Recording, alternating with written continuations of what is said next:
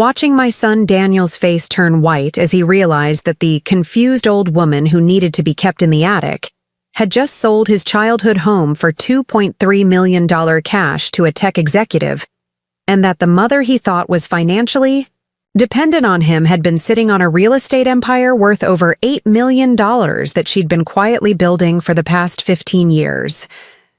Before we dive in, let me know where you're watching from, and if this story resonates with you, make sure you're subscribed, because what happened next will shock you even more than what I'm about to reveal. The sold sign went up in front of the pristine Colonial on Elmwood Drive in Newton, Massachusetts on a crisp October morning, exactly 48 hours after my 45-year-old son Daniel had informed me that the attic would be perfectly suitable for someone in my current situation.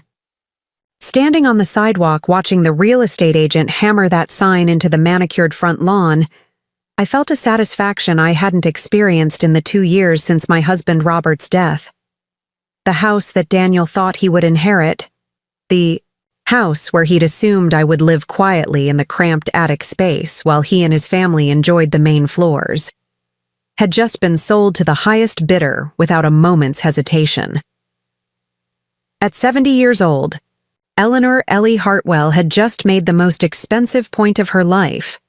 Never underestimate a woman who's been building wealth while you thought she was just baking cookies and tending gardens. The moving truck would arrive next week to collect my belongings, not to transport them to some assisted living facility or relative's spare room, but to my new 4,000-square-foot waterfront home in Martha's Vineyard that I'd purchased with cash 3 months earlier, while Daniel was still trying to figure out how to manage Mom's declining finances. But watching my son Daniel's face turn white as he realized that the confused old woman who needed to be kept in the attic had just sold his childhood home for $2.3 million cash to a tech executive, and that the mother he thought was financially dependent on him had been sitting on a real estate empire worth over $8 million that she'd been quietly building for the past 15 years. That moment made every second of his condescending treatment worth it. The phone call I was about to make to my son would shatter everything he thought he knew about his mother's capabilities, her resources, and her willingness to accept his version of what was appropriate for a 70-year-old widow. But to understand how Daniel could have been so spectacularly wrong about the woman who raised him, you need to understand the systematic campaign he'd waged over the past 18 months to convince me, and everyone else, that Eleanor Hartwell was no longer capable of managing her own life. The conversation that had led to this moment had taken place just 3 days earlier, on a Sunday afternoon that had started like any other family dinner, but ended with my son essentially offering me charity housing in his attic. Daniel had arrived with his wife Jennifer and their twin 16-year-old daughters, Madison and Mackenzie, ostensibly for our weekly family gathering, but actually for what he'd later described to his friends as a necessary intervention to help Mom face reality. I'd spent the morning preparing Robert's famous pot roast, a recipe I'd been perfecting for 45 years and could make blindfolded. The dining room table was set with our good china, fresh flowers from my prize-winning garden graced the centerpiece, and the house was immaculate as always. Every detail reflected the care and attention I'd been putting into maintaining our family home since Robert's death 2 years earlier. But as Daniel walked through the front door that afternoon, scanning the rooms with the critical eye of someone looking for problems rather than appreciating beauty, I realized that he wasn't seeing any of the evidence of my competence and capability that filled every corner of our home. Instead, he was building a case for why his mother couldn't be trusted to live independently. "Mom, we need to talk about your living situation," Daniel had begun after dinner, settling into the leather chair that had been his father's favorite spot. His tone was gentle but firm, the same voice he probably used when explaining to his teenage daughters why they couldn't have something they wanted. "This house is way too big for one person, and frankly, the maintenance and expenses are becoming more than you can handle." I'd looked around the immaculate living room, fresh flowers from my own garden on the mantel, not a speck of dust anywhere, hardwood floors that gleamed from my weekly polishing, windows that sparkled because I'd had them professionally cleaned just the week before. Every system in the house was functioning perfectly, thanks to my carefully maintained network of service providers, contractors, and specialists who'd been helping me manage this property for years. What exactly about my handling of the situation seems inadequate to you? I'd asked, genuinely curious about what evidence he was seeing that I was missing. Mom, you're 70 years old, Jennifer had chimed in with that particular tone wives use. When they're delivering messages, their husbands don't have the courage to say directly. This place has 3 floors, a huge yard, and all those stairs. What if you fall? What if something major breaks and you can't afford to fix it? What if you have a medical emergency and there's no one here to help you? What if something breaks and I can't afford to fix it? The irony was almost amusing. If only they had known that the woman they were lecturing about financial responsibility had liquid assets that exceeded their combined net worth by a factor of 10, and that I'd been successfully managing property maintenance, renovations, and improvements for decades while they struggled to keep up with their own mortgage payments. I appreciate your concern, I'd said carefully, but I'm not ready to make any major changes to my living situation. I love this house, I'm comfortable here, and I'm perfectly capable of maintaining it. But Mom, that's exactly the problem. Daniel had pressed, leaning forward with the earnest expression he'd worn since childhood when he was trying to convince me of something. You think you're capable of maintaining this place, but you're not seeing the bigger picture. The financial burden, the physical demands, the isolation, it's all adding up to a situation that's becoming unsustainable. Unsustainable. The word hung in the air like an accusation. My life, according to my son, was unsustainable. That's when Daniel had pulled out the folder. Because apparently, treating your mother like an incompetent tenant required documentation, spreadsheets, and what? He probably thought was compelling evidence. Mom, we've been doing some research, and we think the best solution would be for you to move in with us permanently, he'd announced, opening the folder to reveal printed pages covered with his handwriting, highlighted sections, and what looked suspiciously like a PowerPoint presentation that had been converted to paper format. Madison and Mackenzie are busy with college prep and will be leaving for university soon, so they won't be home much longer. You could have the attic space. We've already looked into converting it into a nice little apartment for you. It would be perfect for your needs. The attic space. He was offering me the attic space in a house I'd helped them buy with a $75,000 down payment that had come from the profits of my first major real estate investment that they knew nothing about. The same attic where Jennifer currently stored her seasonal decorations, Daniel's old college textbooks, and boxes of the girls' childhood belongings they couldn't bear to donate. It would be perfect for your needs, Jennifer had continued, as if she were describing a luxury resort rather than relegating me to the space above their heads where I would be out of sight and, presumably, out of mind. It's quiet, private, and you'd have access to the main house whenever you wanted to visit with the family. Visit with the family. In the home where I would be living, as if my presence in their daily lives would be an intrusion rather than a natural part of a multi-generational household. The space is actually quite large, Daniel had added, consulting his notes again. About 600 square feet once we finish it properly. We could install a small kitchenette, a bathroom, and there's room for a sitting area plus sleeping space. You'd have everything you need. Everything I need. They had reduced my needs to 600 square feet of converted storage space, as if 7 decades of life could be efficiently compressed into an attic apartment that would keep me conveniently contained while they lived their lives in the spacious rooms below. What about this house? I'd asked, gesturing around the living room where we'd celebrated Daniel's birthdays, where he'd brought Jennifer to meet us for the first time, where Madison and Mackenzie had taken their first steps and said their first words. Well, Daniel had said, his voice taking on the tone of someone delivering news they thought was particularly clever. We think the smartest thing would be to sell it and use the proceeds to help supplement your living expenses and cover the costs of converting the attic space for you. Supplement my living expenses. They had no idea that my living expenses were already supplemented by rental income from 3 investment properties, dividend payments from a carefully curated stock portfolio, and the profits from a small business I'd been running quietly for the past 3 years. The real estate market is strong right now, Jennifer had added, clearly pleased with their research and planning. And a house this size in this neighborhood should sell quickly.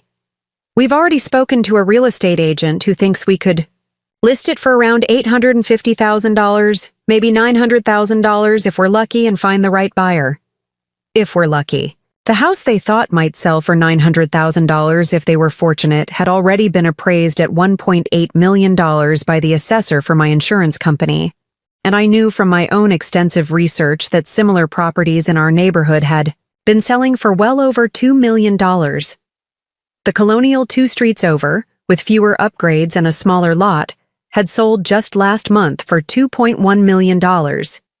But then again, Daniel and Jennifer had never paid attention to real estate trends, property, values, or investment strategies. They'd been too busy with their own lives to notice that the woman they were trying to manage had been studying these markets for years, attending real estate investment seminars, and building relationships with agents, contractors, and financial advisors who respected her business acumen. "We think this plan addresses all your major concerns," Daniel had continued, clearly warming to his presentation. "You'll have security, family nearby, no maintenance responsibilities, and enough money from the house sale to live comfortably for the rest of your life." The rest of my life. As if at 70, I was supposed to be winding down, accepting limitations, and grateful for whatever accommodations my children chose to provide, rather than continuing to build, create, and pursue my own vision of what my future could look like. "I need to think about this," I'd said, though I already knew exactly what my response would be. "Of course, Mom. Take all the time you need," Daniel had replied with false magnanimity. "But we really think this is the best solution for everyone. You'll be safe, we'll have peace of mind, and the girls will love having their grandmother so close by." The best solution for everyone.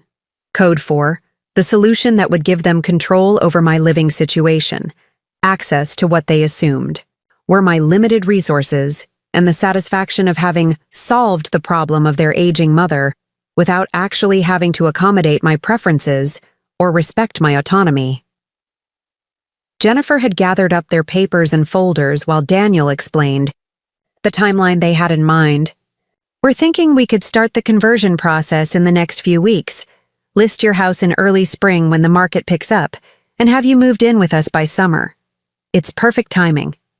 Perfect timing. For them, perhaps. For me, it was the perfect moment to demonstrate exactly how wrong they were about every assumption they'd made regarding my capabilities, my resources, and my willingness to accept their version of what was appropriate for my life. That night, lying in the master bedroom of the house I'd shared with Robert for 32 years, the room where we'd planned our financial future, discussed our investment strategies, and built the wealth that our son assumed didn't exist, I'd made the decision that would change everything. I wasn't going to think about their proposal. I wasn't going to negotiate the terms of my surrender. I wasn't going to spend weeks pretending to consider their offer while they pressured me to accept their vision of my future. And I certainly wasn't going to allow myself to be relegated to attic living in a house I'd helped them afford while they controlled my assets and managed my decline. I was going to show them exactly what their mother was capable of when she stopped seeking their approval and started using the resources they had no idea she possessed. The next morning, Monday, I'd made the first of 2 phone calls that would shatter every assumption Daniel and Jennifer had about my financial situation, my decision-making abilities, and my willingness to accept their management of my life. The first call was to Rebecca Martinez, the top real estate agent in Newton, and a woman I'd been quietly consulting with for months about property values, market timing, and investment opportunities in our area. Rebecca was the kind of professional who dealt exclusively with high net worth clients and properties that commanded premium prices. She was also someone who had recognized immediately that Eleanor Hartwell was a serious player in the real estate market, not a confused elderly woman who needed help understanding basic property transactions. "Rebecca, it's Eleanor Hartwell. I'm ready to list the house on Elmwood Drive. I want to move quickly, and I want to price it to sell fast but at full market value."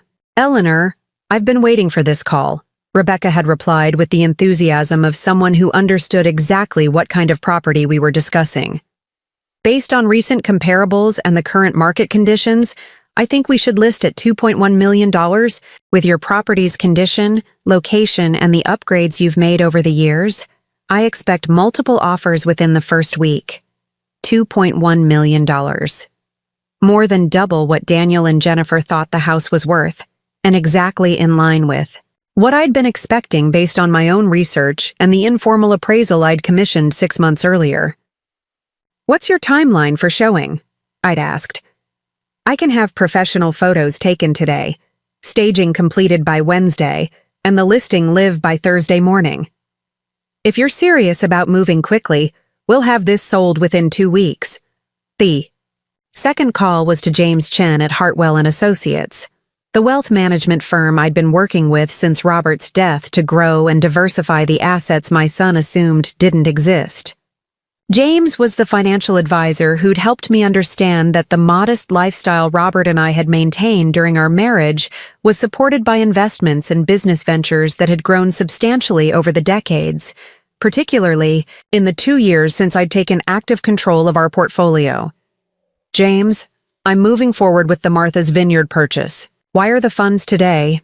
And James, it's time to update my estate planning documents. I have some changes to make regarding my primary beneficiary." "Absolutely, Eleanor. The vineyard property is an excellent investment, and given the current market conditions, you're buying at exactly the right time. Should I arrange for the interior designer to start planning the renovations you discussed?" "Yes. Let's move forward with everything. I want the house ready for occupancy within 6 weeks."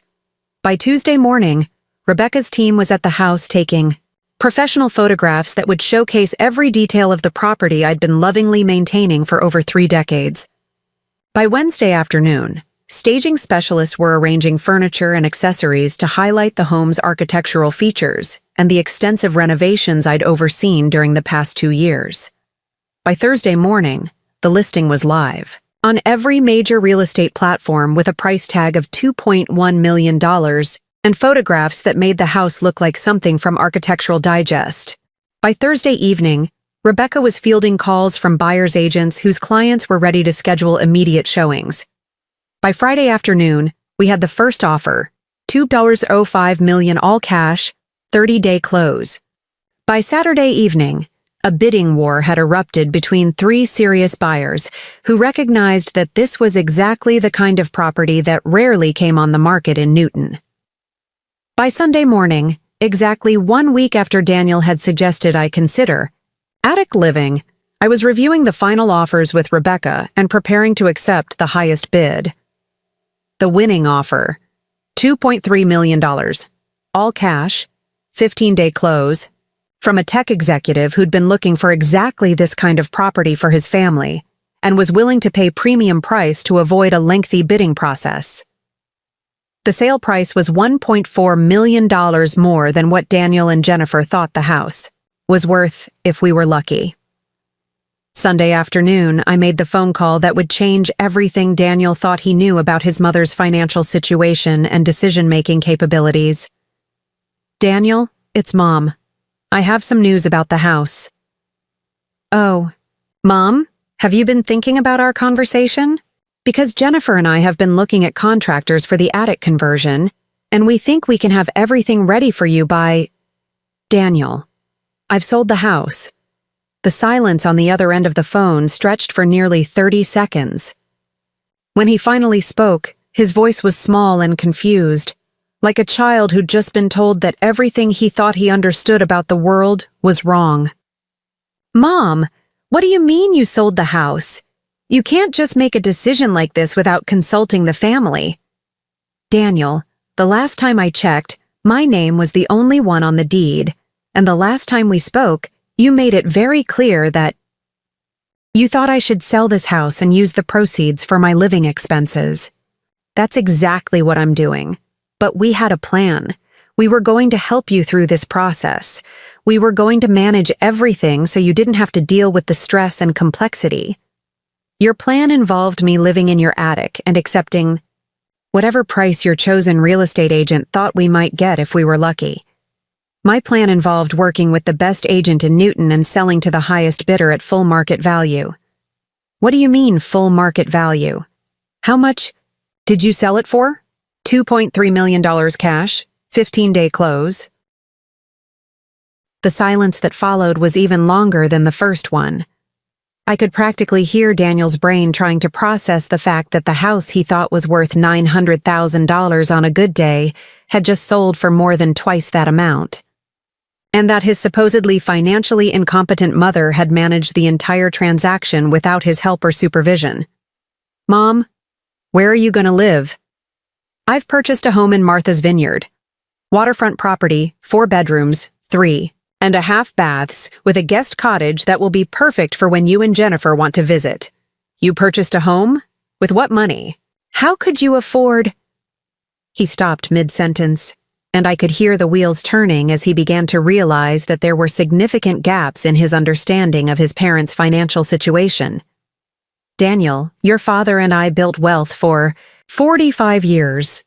We invested wisely, saved consistently, and made strategic decisions about real estate and business opportunities.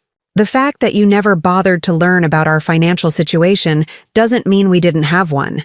But you never said anything about having money. You never mentioned investments or business deals, or you never asked. You were too busy telling me what I couldn't afford and what I wasn't capable of managing to bother learning about what I actually owned or how I'd been handling my finances since your father's death. The conversation continued for another 20 minutes, with Daniel alternating between shock, confusion, and what sounded suspiciously like resentment that his mother had turned out to be far more capable and financially secure than he'd believed. Mom, I don't understand. If you have all this money, why didn't you tell us? Why did you let us worry about your finances? I let you worry because you never asked about my actual situation. You assumed I was struggling financially and needed your help. And when I tried to explain that I was managing fine on my own, you interpreted my independence as confusion or denial. But we were just trying to help. You were trying to control. There's a difference, Daniel. The woman Daniel thought he was helping manage her decline was about to become the woman who would force him to reconsider every assumption he'd ever made about aging, capability, and the relationship between parents and adult children. The attic, space he'd thought was suitable for his mother, was about to become a metaphor for how small his vision of her had been, and the house sale that was supposed to solve his mother's financial problems was about to become the foundation for her most dramatic declaration of independence. The moving truck would arrive on Friday to transport my belongings to Martha's Vineyard, where I would begin the next chapter of my life, in a home that reflected my actual resources and preferences rather than my son's limitations and misconceptions. But tonight, sitting in this beautiful living room for the last time, I was savoring the satisfaction of a point perfectly made. The woman Daniel had underestimated was about to show him exactly what his mother was capable of when she stopped accepting his version of what was possible for someone her age, someone her gender, and someone he'd decided needed his management and protection, and it was going to be magnificent. What Daniel and Jennifer didn't know as they sat in their suburban living room that Sunday evening, congratulating themselves on having solved the mom problem with their attic solution, was that the woman they had just relegated to storage space was sitting on a real estate portfolio worth $8.3 million. While they worried about my ability to afford basic home maintenance, I owned 3 rental properties in Cambridge that generated $18,000 per month in passive income.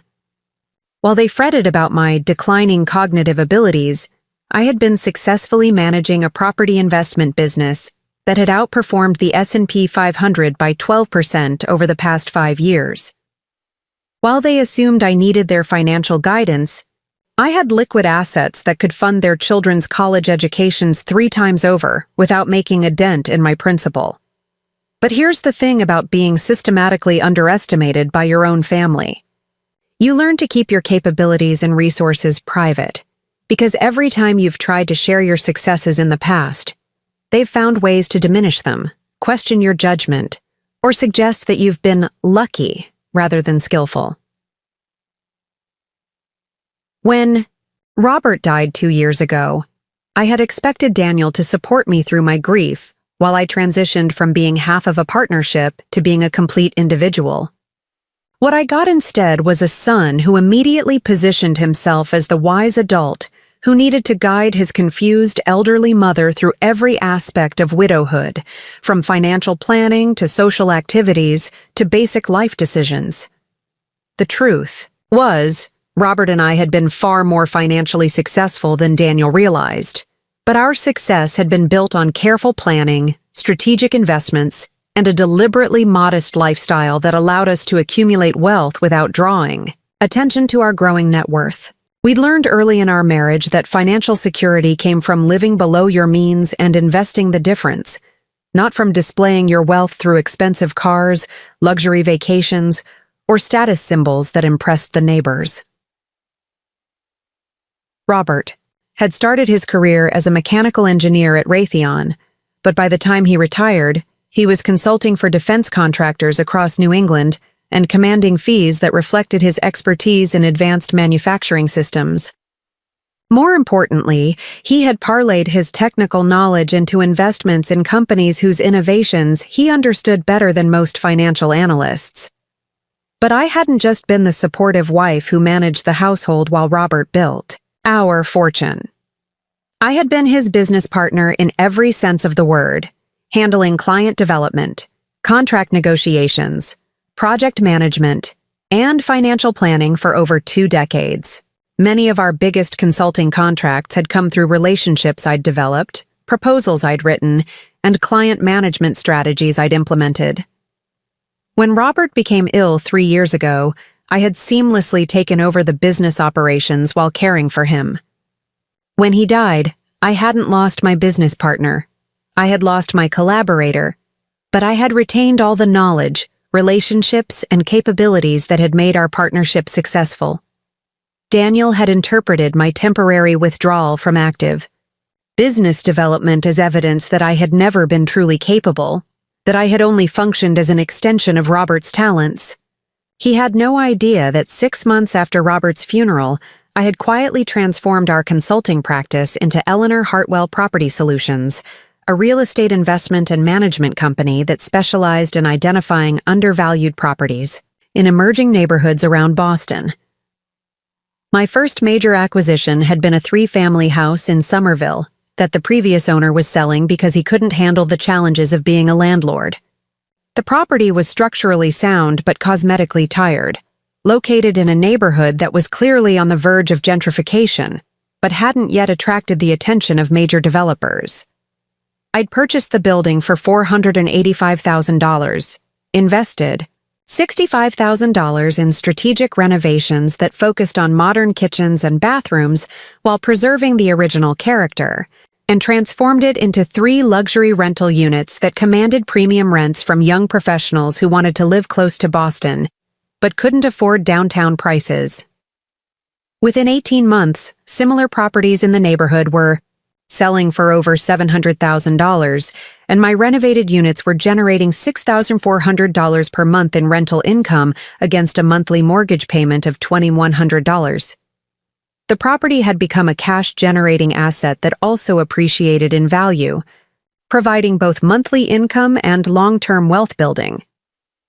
But when I'd mentioned to Daniel that I was looking into some real estate opportunities, his response had been immediate concern about my ability to handle such complex financial decisions. "Mom, real estate investing is really complicated and risky," he'd said with the authority of someone who'd never owned anything more challenging than his own home. "There are a lot of people who target elderly investors with deals that sound good but end up being scams or money pits." When I'd tried to explain that I was working with reputable agents, conducting thorough due diligence, and focusing on properties with strong fundamentals in appreciating neighborhoods, he'd suggested that I was getting in over my head and should stick to simple, safe investments like CDs and treasury bonds. So I'd learned to keep my real estate activities private while Daniel continued to treat me like someone who needed protection from my own poor judgment. My second acquisition had been even more successful. An estate sale in Cambridge had presented an opportunity to purchase a Victorian duplex that had been owned by the same family for 60 years. The property was a time capsule of 1960s decorating choices and deferred maintenance, but the bones were solid and the location was prime, 3 blocks from Harvard Square and walking distance to the Red Line. The family was motivated to sell, quickly to settle the estate, and most potential buyers were intimidated by the amount of work required to modernize the property. I saw an opportunity to create something special while building wealth through forced appreciation. I'd purchased the duplex for $890,000, invested $180,000 in a comprehensive renovation that transformed it into 2 stunning luxury apartments, and leased both units to Harvard professors who were thrilled to find high-end housing in their preferred neighborhood.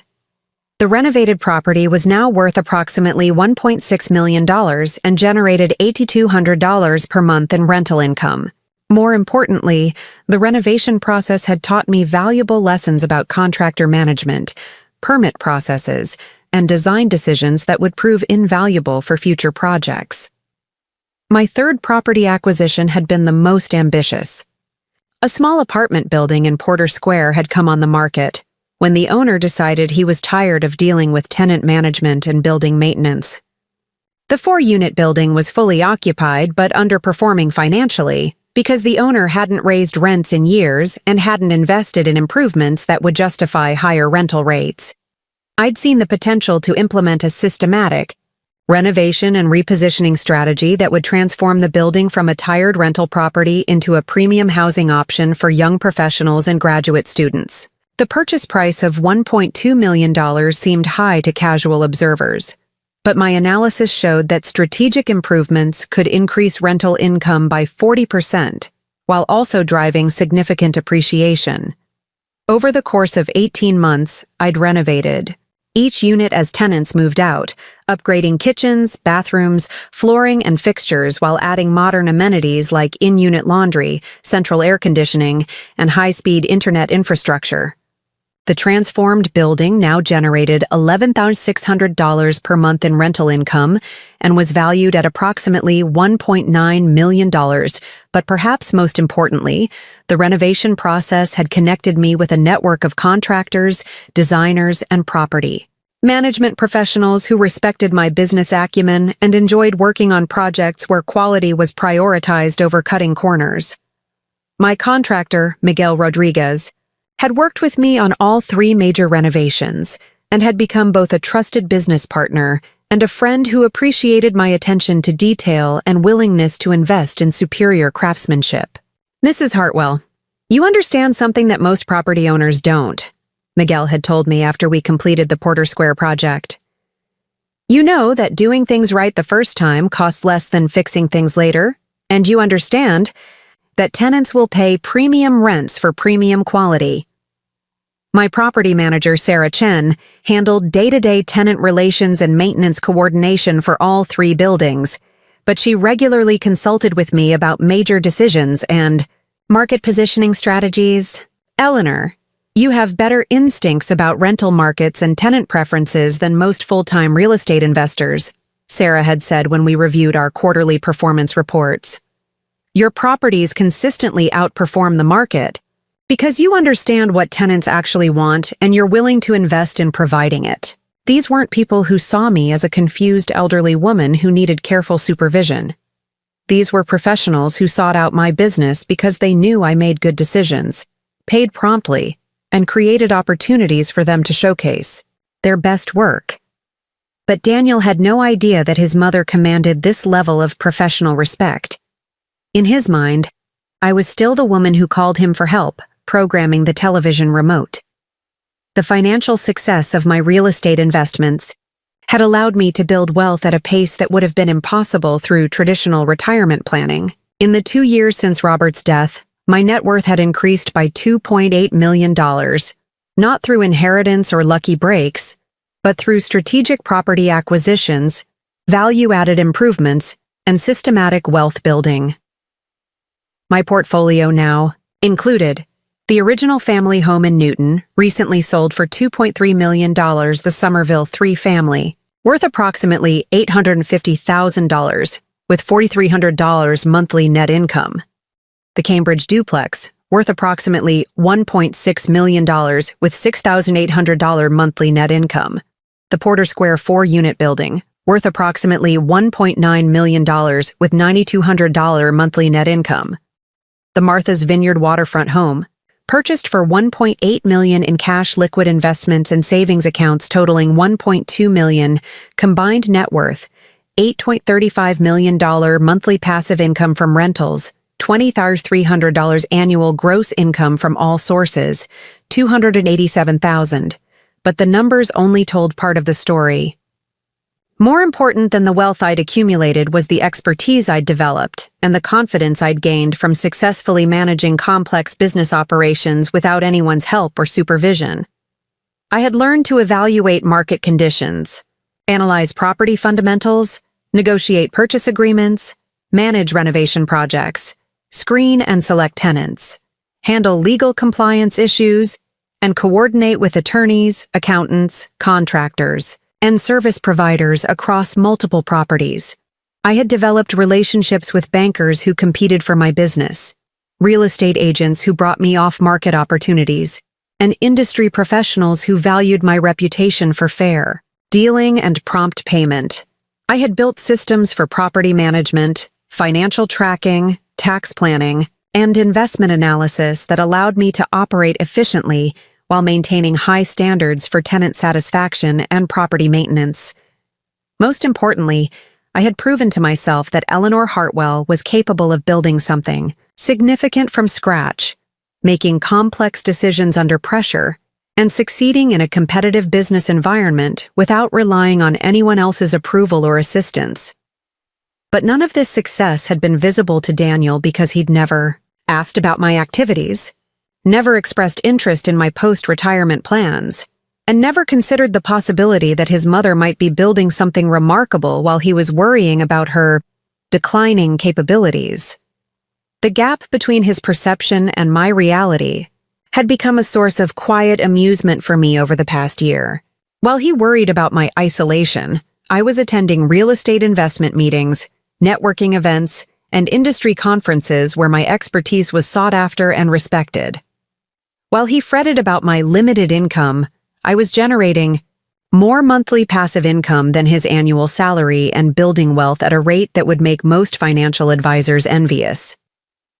While he assumed I needed his guidance to make major decisions, I was successfully managing a business portfolio that required me to make critical judgment calls every week about acquisitions, improvements, tenant relations, and strategic planning.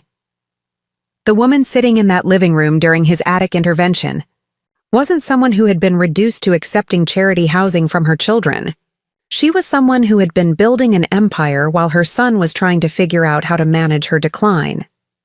When Robert died, I had faced a choice. I could accept the limited role Daniel seemed to expect from elderly widows, or I could use my freedom to build something that reflected my actual capabilities and ambitions. I had chosen to build. The financial independence I'd achieved meant that I never had to accept anyone else's definition of what was appropriate for someone my age, my gender, or my supposed limitations. I could live where I wanted, spend money on what mattered to me, and pursue projects that challenged me intellectually and creatively. More importantly, I had learned something valuable about the psychology of family dynamics. Adult children often need their parents to be dependent because it gives them purpose and importance. Daniel's concern about my capabilities wasn't entirely about my well-being. It was also about his need to feel necessary and in control. But the Martha's Vineyard property purchase had been about more than just buying a beautiful home. It had been about creating physical space between myself and the family members who couldn't see me clearly, while also making an investment that would continue building wealth and provide a legacy asset for future generations. The 200-square-foot waterfront home sat on 3 acres with 200 feet of private beach frontage. The property included a main house with 4 bedrooms and 3.5 bathrooms, plus a separate guest cottage that could accommodate visitors or be used as a home office. But beyond the luxury amenities, the vineyard property represented something more significant: proof that I could make major life decisions based on my own preferences rather than other people's expectations. I had chosen the location because I loved being near the water, not because it was close to family members who might need to check on me. I had chosen the size because I wanted space for entertaining, pursuing hobbies, and potentially hosting business meetings, not because someone else had decided what was appropriate for my needs. I had chosen to pay cash because I could afford to, and because owning the property outright gave me complete control over my living situation without anyone else having financial leverage over my choices.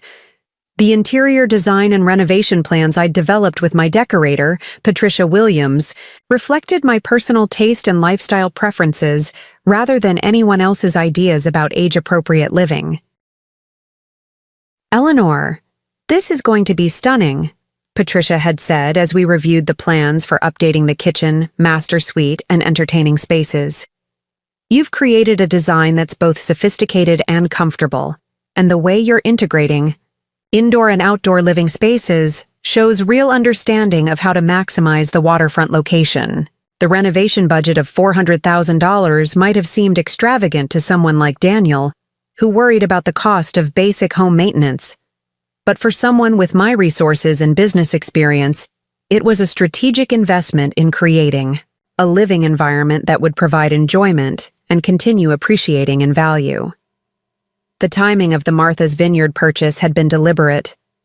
I had closed on the property 3 months before Daniel's attic intervention, but I hadn't mentioned it to him because I knew he would respond with concerns about the expense, questions about my decision-making process, and suggestions that I was taking unnecessary risks. Instead, I had quietly handled the entire transaction, from initial property search through closing and renovation planning, without seeking anyone's input or approval. The experience had been liberating in ways that went far beyond the financial aspects. For the first time since Robert's death, I had made a major life decision based entirely on my own preferences, timeline, and vision for my future.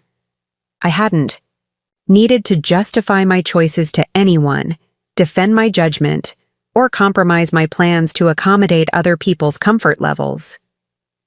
The independence I felt during that process had reminded me of who I was before I became someone's wife and mother. Woman capable of making complex decisions, managing multiple priorities, and creating the life she wanted, rather than accepting the life others thought she should have. But perhaps the most satisfying aspect of the Martha's Vineyard purchase was the way it positioned me for the confrontation I knew was coming with Daniel. When he finally learned about my real financial situation and capability level, the waterfront property would serve as concrete proof that his assessment of my judgment and resources had been not just wrong, but spectacularly wrong. The house he thought I should sell for $900,000 if we were lucky, had funded the purchase of a $1.8 million luxury property that I'd bought with cash while he was still trying to figure out how to help me manage my finances. The woman he thought needed attic housing had created a living situation that most people would consider a reward for a lifetime of successful financial planning and business management. The mother he'd been trying to protect from making poor decisions had demonstrated decision-making capabilities that far exceeded his own experience with major purchases and life planning. As I sat in my soon-to-be former living room that Sunday evening, reviewing the real estate documents that would finalize my transition to the next phase of my life, I felt something I hadn't experienced since Robert's death: complete confidence in my own judgment and abilities. The woman Daniel thought he was managing was about to become the woman whose success would force him to reconsider everything he thought he knew about aging. competence, and the relationship between parents and adult children. The attic space he'd offered as charity was about to become a symbol of how limited his vision of his mother had been, and the intervention he'd staged to solve my problems was about to become the catalyst for the most dramatic demonstration of my capabilities he would ever witness. The phone call I would make to him in the morning wouldn't just inform him about the house sale. It would shatter every assumption he'd made about my resources, my judgment, and my willingness to accept his version of what was appropriate for my life. The woman he'd underestimated was about to prove that competence, ambition, and the ability to build wealth don't diminish with age. They actually improve when you're no longer worried about other people's approval and can focus entirely on your own vision of what's possible. And Daniel was about to learn that the most expensive mistake of his life had been assuming that his 70-year-old mother was someone who needed his management rather than someone whose capabilities far exceeded his own. The reckoning was going to be swift, decisive, and absolutely magnificent. To understand how my 45-year-old son could offer his 70-year-old mother attic housing and consider it a reasonable solution, you need to understand the family dynamic that had been systematically building since Robert's death 2 years ago. This wasn't a spontaneous act of thoughtless cruelty. It was the culmination of a carefully orchestrated campaign to convince me that I was incompetent, financially vulnerable, and grateful for whatever assistance my children chose to provide. The transformation in how Daniel treated me didn't happen overnight. It began subtly, in the weeks after Robert's funeral, when I was most vulnerable and least likely to recognize manipulation for what it was. What started as seemingly helpful concern gradually evolved into systematic control, as Daniel positioned himself as the wise adult who needed to guide his confused elderly mother through every aspect of widowhood. Robert and I had been married for 43 years. We'd built a life together that was financially secure, intellectually stimulating, and deeply satisfying. He handled the technical aspects of our consulting business and the complex mathematical calculations required for our investment strategies, while I managed client relationships, business development, project coordination, and the interpersonal dynamics that kept our operations running smoothly.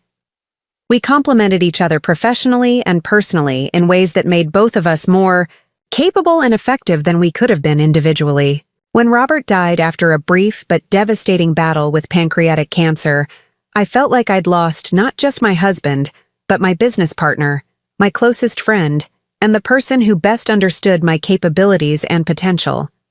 During those first months of widowhood, I was genuinely struggling to figure out who I was as an individual after 4 decades of being half of a perfectly matched partnership. I was learning to make decisions that Robert and I had always made together, managing business relationships that had been built around our collaborative approach, and trying to envision what my life could look like when I was no longer someone's wife, but simply myself. I needed support, patience, and encouragement while I found my footing as a single person for the first time since I was 26 years old. What I got instead was a systematic campaign to convince me that I would never be capable of managing my own life without constant supervision and guidance. Daniel, who had always been what you might charitably call protective, seemed to interpret my temporary vulnerability as evidence of permanent incompetence. Rather than understanding that grief and adjustment are normal parts of the widowhood transition, he began treating every moment of sadness, confusion, or uncertainty as proof that his mother was declining and needed intervention. My daughter-in-law, Jennifer, who had always been somewhat competitive about household management and family organization, appeared to see my widow status as an opportunity to position herself as the family's primary female authority figure. She began offering advice about everything from meal planning to home maintenance, with the confidence of someone who'd never managed a property portfolio or coordinated complex business operations. But perhaps most damaging was the way they began, involving other people in their narrative about my supposed decline. This wasn't just about convincing me that I needed help. It was about building consensus among our extended family and social circle, that Eleanor Hartwell was losing her capacity for independent living.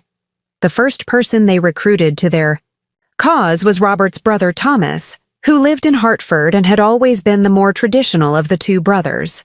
Thomas believed strongly in conventional family hierarchies where adult children naturally assumed responsibility for aging parents, and he had limited patience for what he called stubborn independence in elderly relatives. Daniel called Thomas within a week of Robert's funeral to discuss Mom's situation and express his concerns about my ability to manage alone. "Uncle Thomas, I'm really worried about Mom," I overheard Daniel saying during a phone conversation that was supposedly private. "She's not handling Dad's death well, and I think she's struggling more than she wants to admit. She keeps insisting she can manage the house and finances on her own, but I think she needs more support than she's willing to accept." The phone call lasted over an hour, with Daniel detailing every moment of normal grief behavior as evidence of concerning decline. My tears during Robert's memorial service became emotional instability. My difficulty sleeping in the weeks after his death became signs of depression that might affect her judgment. My decision to postpone major household projects while I focused on estate settlement became evidence that she's overwhelmed by basic responsibilities. When Thomas called me the next day, his tone was gentle but patronizing in a way that immediately made me defensive. "Eleanor, sweetheart, Daniel tells me you're having a rough time adjusting to life without Robert. That's completely understandable, but maybe it would be helpful to accept some assistance from family members who want to support you through this transition." "I'm managing fine, Thomas. Grief is difficult, but I'm handling everything that needs to be handled." "But honey, maybe managing fine isn't the same as thriving. Daniel and Jennifer are worried that you're putting unnecessary pressure on yourself to maintain Robert's level of independence when it might be healthier to lean on family during this difficult time." That conversation established a pattern that would continue for months. Family members expressing concern about my stubborn independence and suggesting that my desire to handle my own affairs was evidence of poor judgment, rather than normal autonomy. Over the following weeks, similar conversations happened with my sister Patricia in Baltimore, Robert's sister Caroline in Portland, and several longtime family friends who had been told that I was struggling with the transition and needed encouragement to accept help, gracefully. Each person who called expressed the same gentle concern about my emotional state and the same suggestion that I should allow Daniel to help with various aspects of managing my new life. The message was clear. Everyone who mattered in my life had been told that I was struggling beyond my capacity and needed intervention from responsible family members. The brilliant manipulation was that if I protested or tried to explain that I was actually handling things quite well, I would sound defensive, paranoid, or exactly like someone experiencing emotional breakdown who lacked insight into her own problems. Daniel had effectively isolated me by creating a narrative that made any objection to his involvement sound like confirmation of my incompetence. The next phase of his campaign involved what he called helpful suggestions about modifying my daily routines and living arrangements to make them safer and more manageable for someone in my current situation. But these weren't genuine safety improvements. They were systematic attempts to make my independent lifestyle feel burdensome and inappropriate, which would support his argument that I needed more supervised living arrangements. It started with transportation. I had been driving safely for over 50 years, with only one minor accident that had been the other driver's fault. But suddenly, every trip I took became an opportunity for Daniel to express elaborate concerns about my safety behind the wheel. "Mom, are you sure you should be driving to the grocery store in this weather?" he would ask whenever there was any possibility of rain, snow, or even overcast skies. "Your reflexes aren't what they used to be, and there are so many distracted drivers out there these days." When I pointed out that I'd been driving in New England weather for decades and had never had weather-related difficulties, he would frame his concerns as coming from love. "I just worry about you, Mom. If something happened to you while you were driving, I'd never forgive myself for not speaking up. The driving concerns escalated to suggestions that I should limit my trips to essential errands and ask for rides instead of driving myself places. "Mom, why don't you call me when you need to go somewhere? I'm happy to take you, and that way we know you arrived safely." But when I did call for rides, Daniel was often unavailable, too busy with work, or could only accommodate my schedule at times that didn't work for my appointments. The message was clear. I should limit my activities to what was convenient for him when it was convenient for him. He also began expressing skepticism about my social activities and friendships, particularly my relationships with other widows who were living independently and pursuing active lifestyles. When I mentioned having lunch with my friend Catherine Morrison, who was 72 and had been widowed for 3 years, Daniel would ask probing questions. "What do you really know about Catherine's mental state? Are you sure she's a good influence on your emotional recovery?"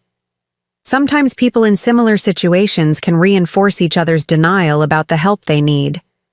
When I talked about activities at the local senior center, book clubs, art classes, and social groups I'd been participating in for years, Daniel would suggest that I was wearing myself out and should take things slower while you're processing your grief. When I mentioned new people I'd met or places I'd gone, Jennifer would warn me about people who target vulnerable seniors and suggest I should be more cautious about trusting strangers during this emotional time. Over time, it became easier to stop mentioning my social activities than to deal with their constant warnings and concerns. They interpreted my silence as evidence that I was, indeed, becoming isolated and dependent on them for social interaction. Perhaps the most insidious aspect of their campaign was the way they weaponized my grief to undermine my confidence in my own judgment and emotional stability. Every normal part of the grieving process was reinterpreted as evidence that I was not coping well and needed professional intervention. When I mentioned missing Robert during what would have been our 43rd wedding anniversary, Daniel immediately suggested that I should consider grief counseling. "Mom, if you're still having this much trouble with emotional regulation after 6 months, it might be helpful to talk to someone professional about healthy coping strategies." When I decided to redecorate the master bedroom to make it feel less like a shrine to my married life and more like a space that reflected my individual taste, Jennifer expressed concern about my decision-making process. "Are you sure you're ready to make major changes like this? Sometimes people make dramatic alterations when they're not thinking clearly, and then they regret them later." When I mentioned considering a vacation to visit Catherine Morrison in Florida, something that would have helped me process my grief while maintaining important friendships, Daniel launched into a lecture about the risks of travel for seniors in your emotional state. "Mom, traveling alone right now might not be the best idea. You're dealing with a lot of emotional stress, and being in an unfamiliar place without family support could be overwhelming.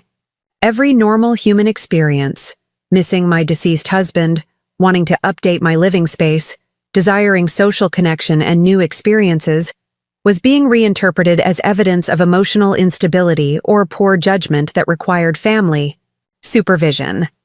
But the most damaging manipulation was the way Daniel began using my grandchildren, his daughters Madison and Mackenzie, to reinforce the narrative about my emotional fragility and need for careful management.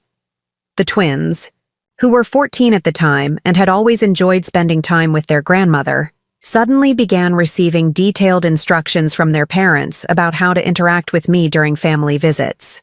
"Girls, remember that Grandma is going through a really difficult time right now," I overheard Jennifer telling them before one Sunday dinner. "She might seem sad or confused sometimes, and it's important that you're patient with her. If she says anything that worries you or seems strange, make sure you tell us about it later." The girls, who had always related to me as their capable, fun-loving grandmother who baked cookies, helped with homework, and told entertaining stories about their father's childhood, suddenly began treating me with the careful concern normally reserved for someone recovering from serious illness. "Grandma, are you feeling okay today?" Madison would ask, with the solemn expression of a teenager who'd been told her grandmother was fragile. Dad said we should make sure you're not getting too tired during our visits. Grandma, do you need help remembering anything?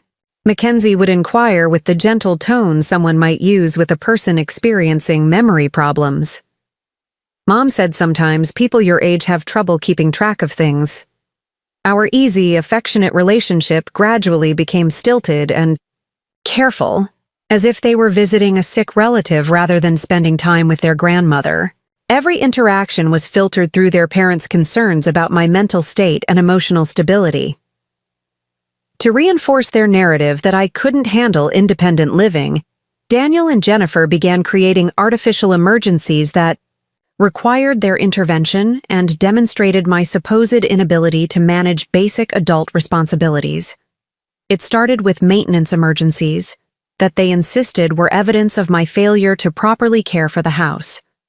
When a bathroom faucet developed a small drip, the kind of minor issue that any homeowner might experience, Daniel arrived unannounced with a plumber and a lecture about the importance of staying on top of small problems before they become major disasters.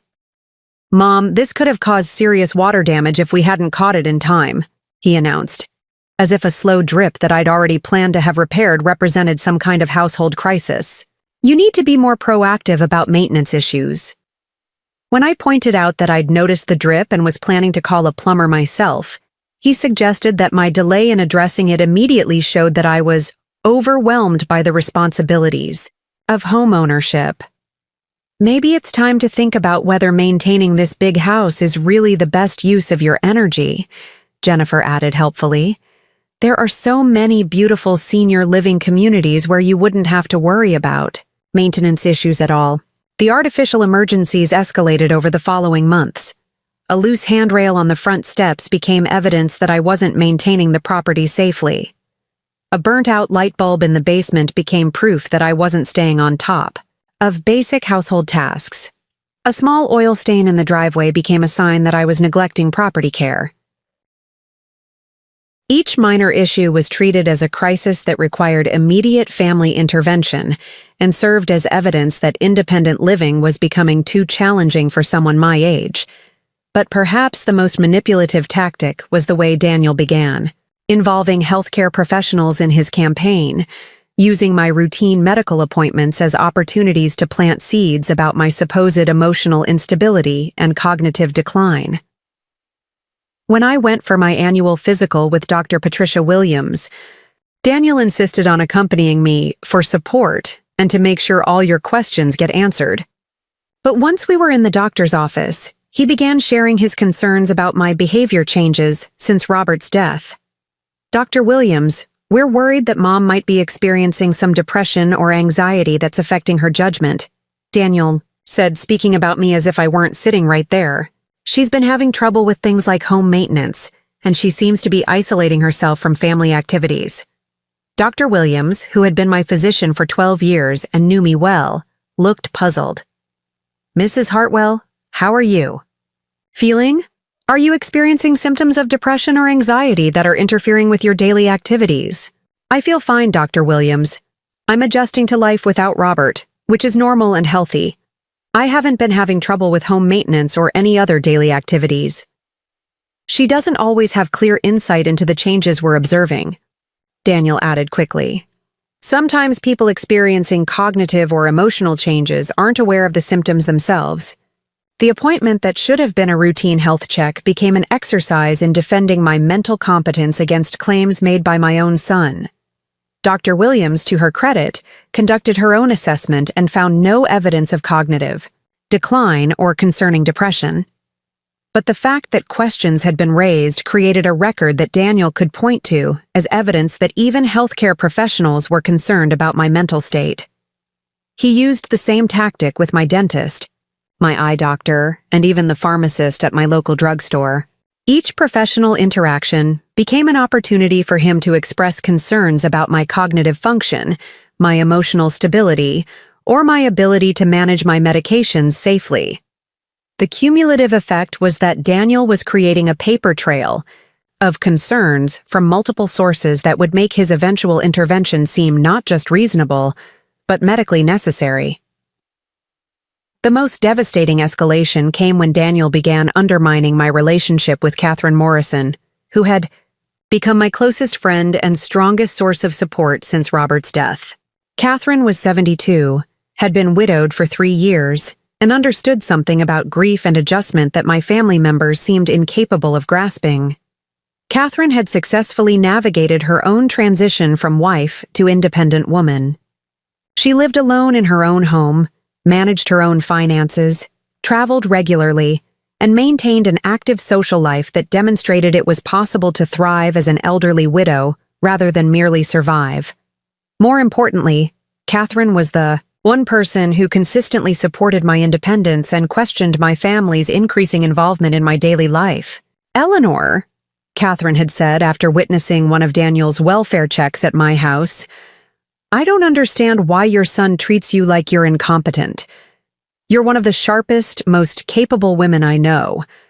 My children check in with me regularly, but they don't act like I need supervision for basic life decisions." But Daniel and Jennifer saw Catherine's support for my independence as a threat to their narrative about my need for family management. So they began working systematically to undermine our friendship by suggesting that Catherine wasn't a good influence on my emotional recovery. "Mom, we're concerned about how much time you're spending with Catherine," Daniel said during one of his increasingly frequent visits to my house. "She's encouraging you to resist help that might be beneficial for your well-being." "Catherine is my friend, Daniel. She's been a wonderful source of support since your father died. But Mom, Catherine is dealing with her own grief and adjustment issues. Sometimes people in similar situations can reinforce each other's denial about the help they need. It might be healthier for you to spend time with family members who can offer more objective perspectives." Jennifer took a more direct approach, scheduling family activities and important conversations, at times when she knew I had plans with Catherine, forcing me to choose between my friendship and my relationship with my children. "Mom, we need to have a family meeting this Saturday afternoon to discuss some important financial planning issues," Jennifer would announce, knowing perfectly well that Catherine and I had tickets to a matinee performance at the local theater. Wen Xiao. I protested that I already had commitments. The response was always the same. "Mom, your family needs to be your priority right now. Catherine will understand that you have responsibilities to take care of." They also began making subtle comments about Catherine's influence on my decision-making, suggesting that she was encouraging me to be unnecessarily resistant to their reasonable suggestions. "Mom, we know Catherine means well, but she doesn't understand the full scope of what we're dealing with as a family," Daniel said during one particularly manipulative conversation. "She's not seeing the memory issues and emotional instability that we're witnessing on a daily basis because she only sees you for a few hours at a time." The message was clear.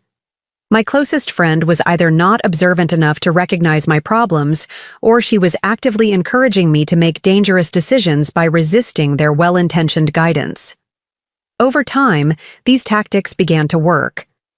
I found myself second-guessing conversations I'd had with Catherine, wondering if she was indeed encouraging me to be unreasonably independent.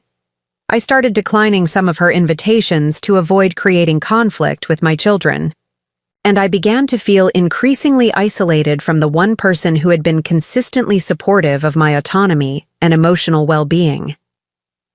The final phase of Daniel's campaign involved financial pressure designed to make me more dependent on his assistance and more willing to accept his management of my resources. He couldn't access my accounts directly, but he could create expenses and situations that would make me feel financially vulnerable and grateful for his help. It started with offers to help with financial planning that were actually attempts to gain control over my decision-making process. Daniel would arrive with printouts of articles about financial scams targeting seniors, and suggest that I needed protection from my own potentially poor judgment. "Mom, there are a lot of people who target elderly women with investment schemes that sound good, but are actually designed to steal your money," he would say, with the authority of someone who'd never managed anything more complex than his own. checking account. Maybe it would be safer to simplify your investments and let me help you monitor your accounts. When I pointed out that I'd been successfully managing our family's investments for decades and felt confident in my ability to continue doing so, he would suggest that my confidence itself was evidence of the problem. But Mom, that's exactly what makes you vulnerable. Scammers rely on people who think they're too smart to be fooled. Sometimes the safest approach is to admit that you might not have all the information you need to make these decisions on your own. He also began questioning every significant purchase I made, no matter how reasonable or well-planned. When I bought a new washing machine to replace our 15-year-old unit that had finally broken down, Daniel expressed concern about my spending patterns. Mom, did you really need to buy the most expensive model? Are you sure you're not being influenced by salespeople who are trying to take advantage of your situation? When I explained that I'd researched different options, compared features and prices, and chosen a model that would be efficient and reliable for years to come, he suggested that my research process showed I was getting overwhelmed by too many choices and should have asked for help. Next time, why don't you call me before making major purchases? I can help you evaluate the options and make sure you're getting good value for your money. Every financial decision I made became an opportunity for him to position himself as the wise advisor who needed to protect me from my own poor judgment, even when my decisions were clearly rational and well-considered. By the time Daniel staged his final intervention, the Sunday dinner where he presented his attic proposal and made it clear that my independence was no longer negotiable, he had successfully created a comprehensive case for why Eleanor Hartwell needed family management. On the paper, his argument was compelling. A 70-year-old widow experiencing prolonged grief, social isolation, poor judgment about safety issues, questionable financial decision-making, and resistance to reasonable family assistance clearly needed intervention from responsible adult children who were offering practical alternatives. The reality that a competent, financially successful, emotionally healthy woman was being systematically manipulated by a son who needed to control her in order to feel important was much harder to prove and more difficult for outsiders to recognize. But as I sat in that living room listening to Daniel explain why the attic would be perfect for my needs, I realized that he had made one crucial mistake in his 18-month campaign. He had been so focused on tearing down my confidence and proving my incompetence that he had never bothered to investigate what I was actually capable of when I stopped seeking his approval and started using my own resources. He thought he knew the whole story. He thought he had successfully managed his problem mother by creating circumstances that would force her into the supervised living situation he believed was appropriate. But he had no idea that the woman he had dismissed and manipulated was about to demonstrate capabilities that would make his entire campaign look not just wrong, but spectacularly, embarrassingly wrong. The house sale that would happen in the next week wasn't just about moving to a new location. It was about proving that everything Daniel thought he knew about his mother was nothing more than the product of his own need to feel superior and necessary. The systematic campaign he had waged against my independence was about to become the foundation for my most dramatic declaration of autonomy. And he was about to learn that underestimating Eleanor Hartwell was the most expensive mistake of his life. After 18 months of gradual manipulation, Daniel's campaign to establish control over my life shifted into overdrive during the final 6 months before his attic proposal. What had been subtle undermining and gentle pressure suddenly became an aggressive, coordinated effort to prove that I was incompetent and needed immediate intervention. He had tasted success with his smaller manipulations, and now he was circling, like a predator who sensed weakness. The change was dramatic and unmistakable. Within a week of what I now recognize as his first major test, a manufactured crisis involving a supposedly dangerous electrical issue in my basement, Daniel had produced a comprehensive action plan for managing what he called my declining cognitive function and decision-making capacity. But perhaps most telling was the way he began involving professionals in his campaign. This wasn't just about convincing me that I needed help. It was about building an official record with lawyers, doctors, financial advisors, and social workers that would make his eventual decisions about my living situation seem not only reasonable, but legally and medically necessary. The first professional he recruited was Dr. Sarah Martinez, a geriatric psychiatrist who specialized in what the marketing materials euphemistically called family transitions and elder care planning. Daniel had found Dr. Martinez through what he told me was research into the best resources for families dealing with aging-related challenges. "Mom, I've scheduled an appointment for you with Dr. Martinez," Daniel announced during one of his increasingly frequent unannounced visits. "She's a specialist who helps families navigate the emotional and practical aspects of aging, and I think it would be helpful for you to talk with someone objective about your adjustment since Dad's death." "Don't need to talk to a psychiatrist, Daniel. I'm managing my grief just fine, and I certainly don't need someone to help me navigate aging." "But Mom, that's exactly the kind of resistance that suggests you might benefit from professional perspective. Sometimes people who are struggling don't have clear insight into their own situation." The appointment with Dr. Martinez was scheduled for the following week, whether I wanted it or not. When I protested that I hadn't consented to psychiatric evaluation, Daniel's response was swift and decisive. "Mom, this isn't optional. As your son, I have a responsibility to make sure you're getting the support you need, even if you don't think you need it." The session with Dr. Martinez was unlike any medical appointment I'd ever experienced. Rather than asking about my physical health, emotional state, or specific concerns, she immediately began probing about my living situation, financial management, and family relationships with the systematic thoroughness of someone conducting a competency evaluation. "Mrs. Hartwell, your son has expressed some concerns about your ability to manage independently since your husband's death. Can you tell me about your daily routine and how you're handling household responsibilities?" "Dr. Martinez, I'm not sure what concerns Daniel has shared with you, but I'm managing my household, finances, and personal affairs without any difficulty. I've been living independently for 2 years, and I'm perfectly capable of continuing to do so. But Daniel mentioned some specific incidents that suggest you might be experiencing some challenges. The electrical issue in your basement, some problems with home maintenance, some memory lapses during family conversations. The electrical issue in my basement." What Daniel had described as a dangerous electrical problem had been a single outlet that stopped working, something that happens in every house periodically and requires nothing more than calling an electrician to replace a circuit breaker. I'd scheduled the repair for the following week, but Daniel had insisted on treating it as an emergency that demonstrated my inability to handle basic home maintenance. The problems with home maintenance were similarly manufactured: a loose doorknob that I'd been planning to tighten, a squeaky hinge that needed oil, and a slow drain in the guest bathroom that required a simple cleaning. All normal homeowner issues that Daniel had cataloged as evidence of my declining attention to property care. The memory lapses were the most insidious fabrication.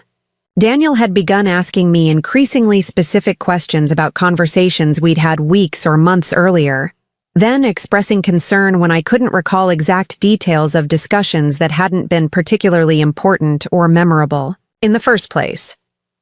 "Mom, don't you remember when we talked about your investment strategy last month? You seemed confused about some of the details, and I had to explain several concepts that you used to understand perfectly well." The conversation he was referencing had been a brief exchange where I'd declined to discuss my investment portfolio with him because I didn't think it was appropriate for him to have detailed knowledge of my financial situation. But in his retelling, to Dr. Martinez, my privacy had become confusion and my boundary setting had become cognitive decline. "Mrs. Hartwell, memory changes can be early indicators of more serious cognitive issues," Dr. Martinez said with the clinical detachment of someone who'd already formed her opinion based on the information Daniel had provided. "Combined with the practical challenges your son has observed, there might be reason for concern about your ability to live safely without additional support. What practical challenges? I maintain my home, manage my finances, drive safely, maintain social relationships, and handle all my personal affairs without assistance. What specific practical challenges are you referring to?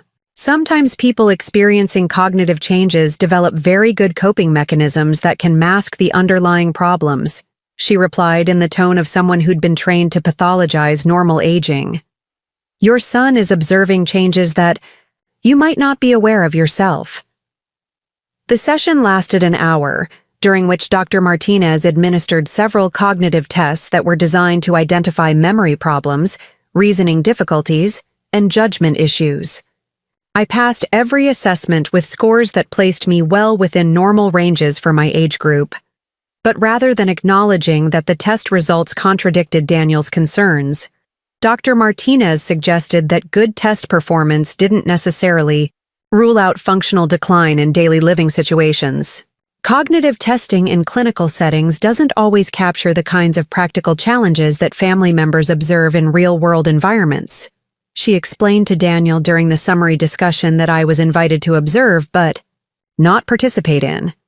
Your mother's test scores are good, but that doesn't necessarily contradict your observations about her daily functioning. So what do you recommend? Daniel asked, with the eagerness of someone who'd been hoping for professional validation of his concerns. I think it would be appropriate to continue monitoring the situation closely and consider environmental modifications that could enhance safety and provide additional support. Sometimes a more structured living situation can help maintain independence longer by reducing the cognitive load of household management. Environmental modifications. A more structured living situation. Reducing cognitive load. Dr. Martinez had provided Daniel with the professional language he needed to justify whatever decisions he wanted to make about my living arrangements, regardless of what my actual capabilities or preferences might be. 2 weeks later, Daniel arrived with another folder of documentation and a man he introduced as Tom Wilson, an elder care consultant who specializes in housing transitions. Mom, Tom helps families evaluate living situations and make recommendations about the best options for aging in place or transitioning to more supportive environments. I thought it would be helpful to get his professional assessment of your current situation. Tom Wilson was exactly what you'd expect from someone whose business model depended on convincing families that elderly relatives needed expensive intervention. He was smooth, professional, and expert at identifying problems that required his services to solve.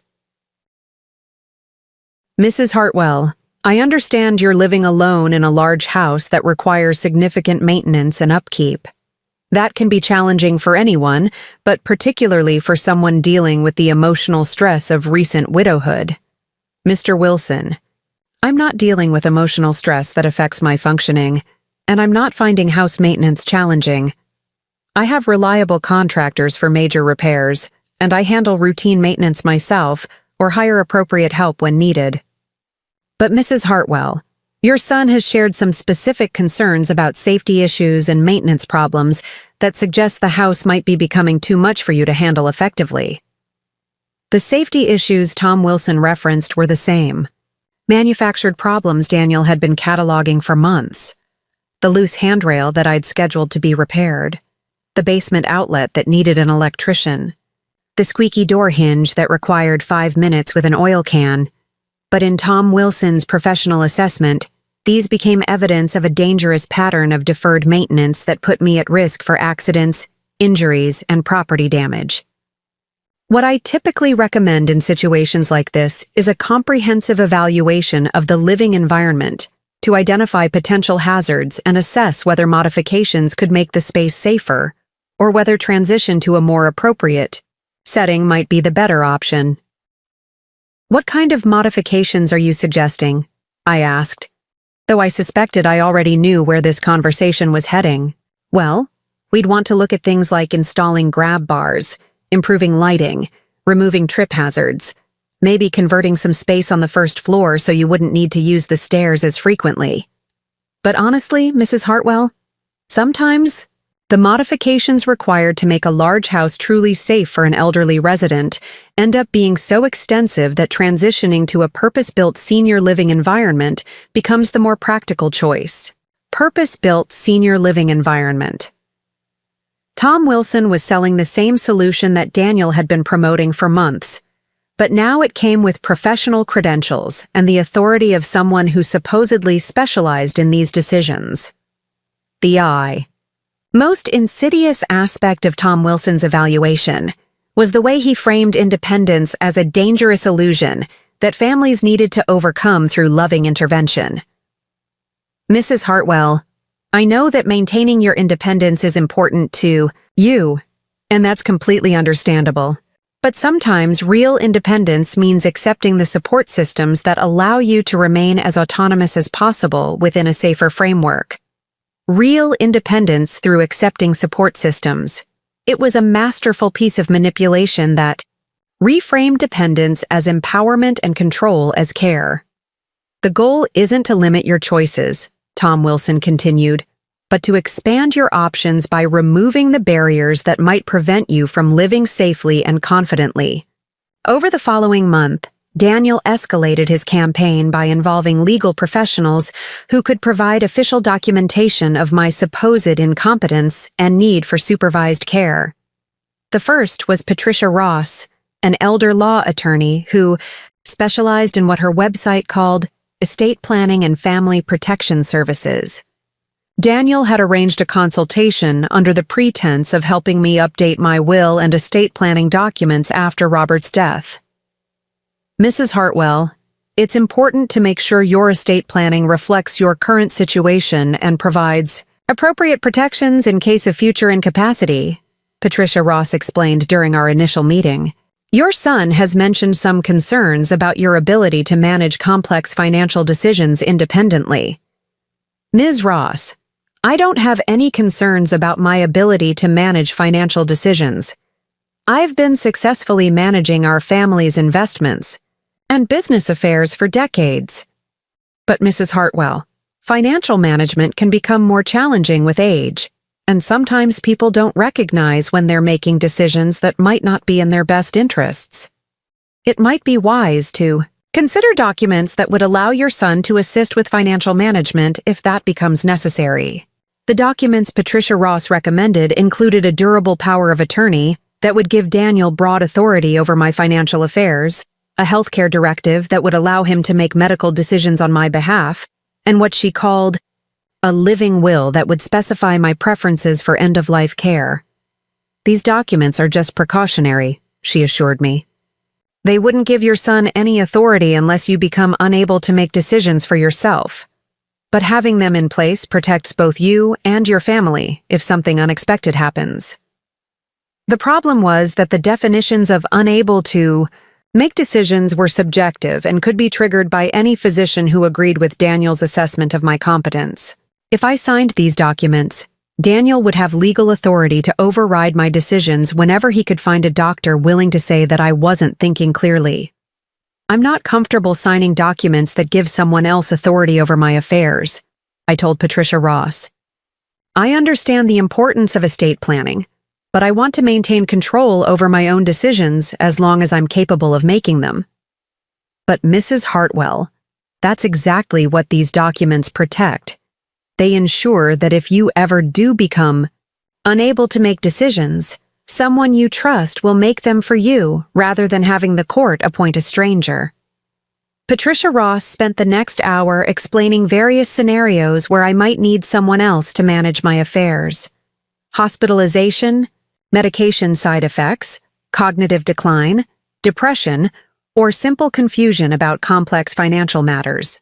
Your son loves you and wants to protect your interests, she said with the practiced sincerity of someone who made her living by convincing elderly clients to sign away their autonomy.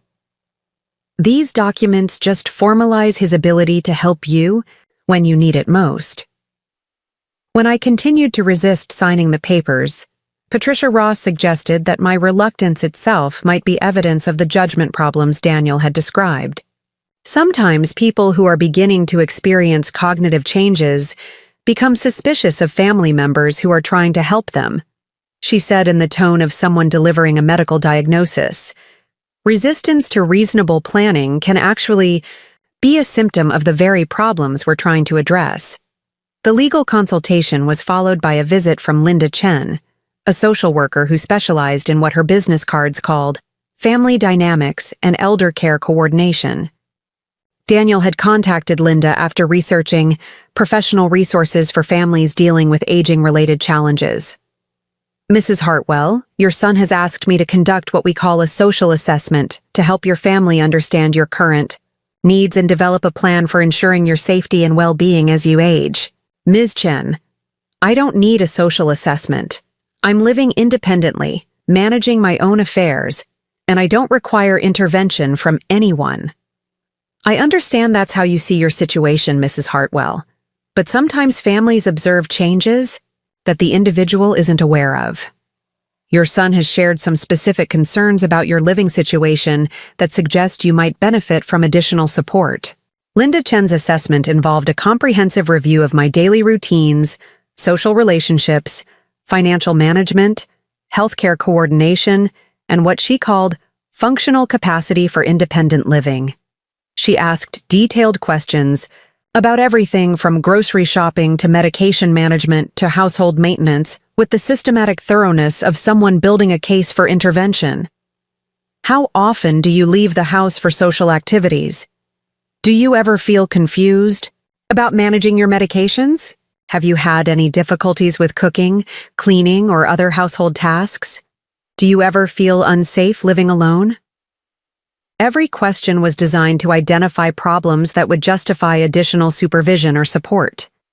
When I answered that, I managed all aspects of daily living without difficulty. Linda Chen's follow-up questions became increasingly specific and probing. But your son mentioned that you've had some problems with home maintenance. Can you tell me about the electrical issue in your basement and how you handled that situation?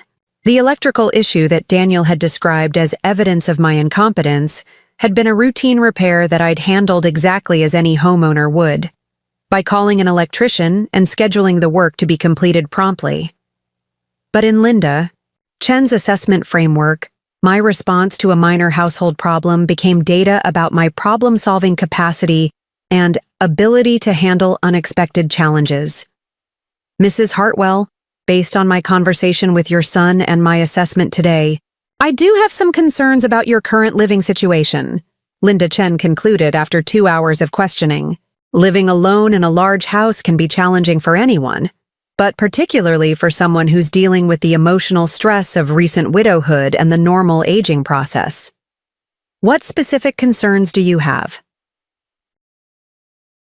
Well, there seem to be some issues with home maintenance, some social isolation, and what your son describes as increasing forgetfulness and confusion about financial matters. Individually, these might not be serious problems, but when we see them occurring together, they can indicate that someone might benefit from a more supportive living environment.